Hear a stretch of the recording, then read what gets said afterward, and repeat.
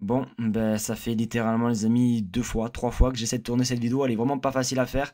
Il y aura pas de montage, il y aura pas de son, il y aura pas de transition, il y aura vraiment rien du tout. J'avais envie de parler vite fait comme ça de ma réaction, de ce que je pense, voilà, de ce que je ressens, etc. Forcément, je ressens beaucoup de tristesse et beaucoup surtout de nerfs parce que on était à ça. Quand je vous dis on était vraiment à ça d'être en finale, c'est qu'on était vraiment à ça. C'est pas normal qu'il reste 3 minutes avant la fin du match, qu'on mène 3-2 et qu'on se fasse égaliser.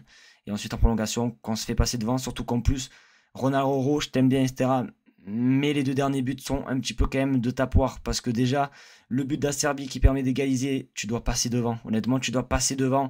Et ensuite, le but de Fratesi qui marque. Voilà, et voilà, tout le monde le regarde frapper. Il contrôle, il enchaîne, pied gauche, petit filet, normal. Tout normal, tout le monde le regarde.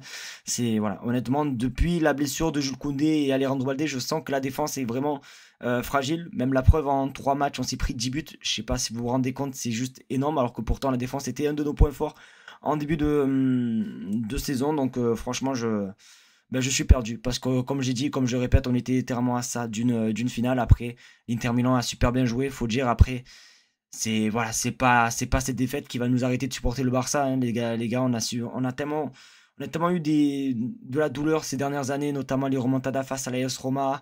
On a eu aussi la remontada face à Liverpool en demi-finale. Ben tiens, pareil. On a eu aussi le 8-2 face au Bayern Munich. On a eu les 2 années consécutives en Europa League. Bon, bref, on en a connu des trucs et c'est pas ça qui va nous faire arrêter le Barça. Au contraire, je suis quand même assez fier de cette équipe parce qu'au début de saison, personne, quand je dis personne, c'est que personne nous voyait aller en demi-finale. C'est un petit peu dommage parce que, comme je dis, on aurait mérité d'aller en finale et même pourquoi pas de la gagner cette Ligue des Champions.